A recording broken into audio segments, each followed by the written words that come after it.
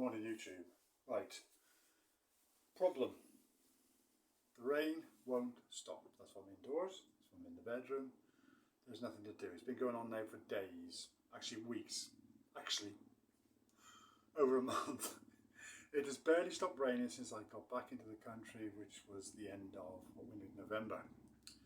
So we're going through a proper monsoon at the moment. It's been going on for the last few days. Last night, although we're indoors, we have to fresh air and everything. We have to have the windows a little bit open, and the noise of the rain coming down, couldn't sleep much. This has been going on now for quite a while, but the last couple of days, and this morning the rain, unbelievable. We have got to go to town later today because we're running out of things. And Daddy needs some beer. That's what's going to happen. Got to get your priorities right, okay? Right. So, because I can't go anywhere, I can't show you things. I've got a list of things I want to show you that happens and the way things are here in the Philippines, which is quite interesting stuff. Just waiting for the right opportunity each time, but every time we get on the bike, it pours down. And the last couple of days, it just hasn't stopped. We've been nowhere, basically, okay? Right. So here we go. I'm going to show you working tools, equipment used in the Philippines. Anybody from the Philippines watching this is going to be bored after a few seconds. I understand that. Totally acceptable if you don't want to watch it.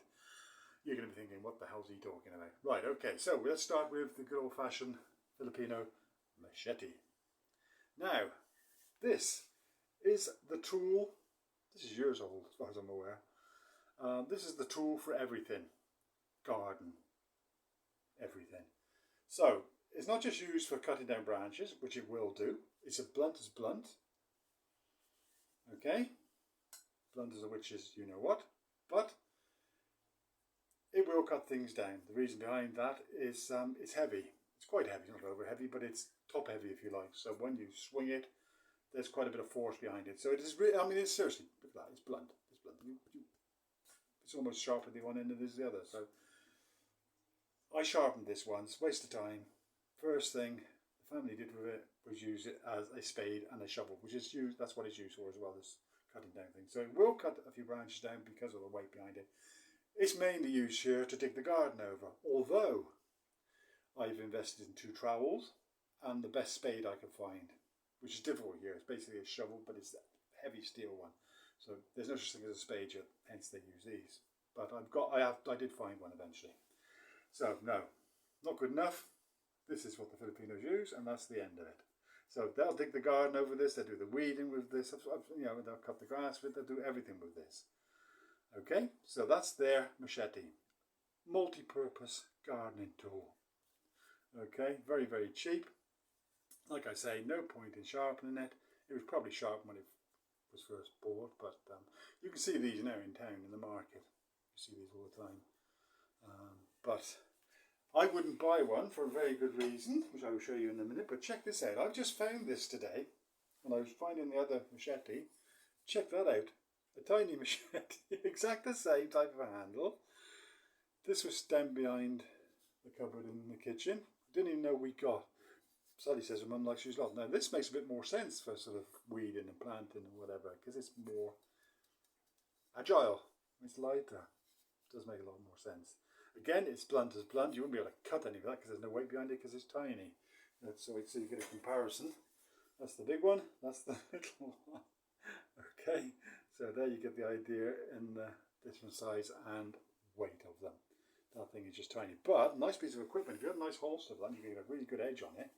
That would be a nice piece of equipment to have with you to chop a few bits of sharpening wood or something like that. Yeah, I'm quite impressed with that. Apparently I can't have it because Sarah's mum likes to use it all the time, although I've never seen her use it. Not going down that road. Leave it, Steve. Right. So, what I've done, because I don't particularly like their machetes, I bought my own. Again, now several years ago. Comes with its own holster. That is my machete. Now, doesn't that look the job? I spent hours on that. Now, that is sharp. That will cut down branches. Seriously, that thickness, yeah? So what's that, 8 inches in diameter? Whap straight through. No trouble at all. I spent ages doing it. So I said, can you cut that tree down? I don't go to my saw anymore, or to my axe, or to their machete. I go to my trusty, sharpened, almost could shave with machete. It's a dangerous piece of kit, but I like it. I very rarely use it. It stays locked away. If we go swimming and fishing, it's in the holster and it's on my side. You know, form of protection, form of doing the fishing damage if I should ever catch one, which I never do. I can't find the fish and never love no money. But anyway, that's another story. But I do like my machete. So, as far as I'm concerned, it's the better option. Somebody sold me that in town years ago now. He comes round with a bag on his back and says, you like to do staying on the beaches, and they sell you the sunglasses and all this sort of stuff. Over here, it's more like machete, it's much more interesting. So I bought that a few years ago now. Took it home with me, got really excited about it, sharpened it up. Really nice. Anyway, what else do they use here in the Philippines? Well, they don't have, or they don't use, I suppose you can find them, leaf rakes. Well, I do know leaf rakes because I found some that exist here. They don't use yard brooms or heavy brooms to do the yard, to sweep up with. No. They use one of these. Okay? Another multi-purpose piece of equipment here in the Philippines for sweeping the yard, for sweeping the leaves. Basically, it's, as far as I can remember, it is from a coconut tree, from coconut branches. So when the branches, I don't know if you can remember what a coconut tree looks like, the branches, they've got these pieces, shoots sticking out all the way down, literally hundreds of them, massive things. When they hit the ground out you every now and then, you think, what the hell's come down now? It comes down rather the thump. Not the thump that a coconut makes. You wouldn't want to get caught under one of those, you're gone straight away. That's one thing to watch out for here. Don't take a break underneath a coconut tree. Because if once you come down on land your head, that's the end of you. Anyway, I digress. That's what that is. That's from the leaves, from these stalks that come off. So you've got the massive leaf that comes down. And if you remember a coconut does that, the leaf, all the way down, loads of shoots like that, and in the middle of it are these. These are dried, because they fall down once they've had it, so they're basically dried anyway. Bit of raff here on the end, there's your multi-purpose thing, so they'll use that. We've got 5 or 6 of them hanging around here somewhere for sweeping up the leaves, sweeping the decking out the front, whatever it might be. Yeah, anything outdoor sweeping and raking, that is it. So where does it all go? It goes onto a bonfire or into a bin or whatever. What do we use? That. Now that is an oil drum, oil canister. As you can see, cut down at an angle. There, see that? Hole in the top there. The wooden handle put down through. Piece of wood on the back, basically nailed through. You've got your dustpan. Pretty ingenious, eh? That's one of the things I'm more impressed with actually than the broom itself. But there you go. I do like those. Again, we've got about 3 of those hanging around. What else have we got? Yeah, so indoors, there's no vacuum cleaners. There's no broom. So the floors are tiled here, mainly in the Philippines, and they are here.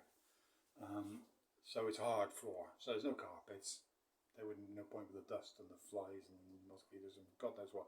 It wouldn't work. So there's hard floors, which makes sense. Every morning has to be swept. So no broom. Sally uses one of these. Well, everybody uses one of these. It's their own version of a witch's broom, I suppose. I don't know what you want to call it.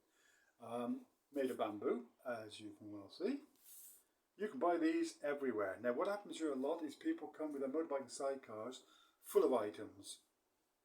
Sometimes it's plasticware like bowls and basins and plastic this and footballs and beach balls, you name it, all the plastic stuff is quite colourful when they turn up. Other times they got sort of like wicker stuff, sort of rocking chairs and God knows what, and other times it's this sort of thing, brooms and they've got. So when they come round, we always like to come and have a look, see what they've got. It's quite a picture when they turn up with their sidecar absolutely full of these things or anything that they're selling. That's quite interesting. I will do some videos of that when they turn up in the future. That hasn't happened yet since I've been here, but I'm waiting for it because I know they do come, especially when the weather starts to get better and they're not going to get soaking wet. But these are good. Of course, they don't scratch the floor or anything. They're very soft. Look at that. These are actually very, very good. So every morning, Sally, or if I get roped into it myself, you know, we just sweep right, and it takes about 5 minutes to sweep through the whole of the bungalow. And it's quite a large space, but it's all, like I say, it's all tiled. So yeah, very easy to do. And that's it. So that's basically, I wanted to show you those two things, because I've got nothing else to show you as it happens, because I can't go anywhere. So yeah, is there anything else in here of interest? No, not really. So anyway, that's it for now. Hope you enjoyed the video. Please, as I always say, don't forget, like and subscribe, or just pass the message what I'm doing. It's not very exciting stuff, like I say a lot of the time, but it will get better when the weather picks up, and I am struggling with my filming. I can't afford this top-notch equipment, so I've got the vibration on the bike, which I showed in the video the other day, which got a lot of people watching. I have no idea why, but it did. So yeah, so I'm struggling with the filming, but I won't give up. Never do, as I always say. I will find a way around it. But in the meantime, I'm waiting for the weather to give over, this rain to give over, so myself and Sally can get back out on the road, start filming things. Tomorrow she's off to play bingo somewhere, if I remember rightly. Somebody's passed away in the Philippines, and what happens here is they get visitors all through the day and night, while the coffin's in the house for 9 days and 9 nights, I think it is, before the funeral on the 10th day or the 9th day, whatever it is. And they have card games and drink their gin and play bingo, and some of the proceeds to that goes towards the funeral costs, like you imagine, all the food or whatever. So yeah, that's happening. So Sally's probably going to go to that tomorrow if the weather picks up. If not, it'll be another day at home. But if the weather does pick up, I'm going to go and try and find that little park on my own. Been there before, but years ago, so I'm going to have a go at that. Anyway, once again, I digress. So please, like I always say, like and subscribe, pass the word on, and I will speak to you later. Bye for now.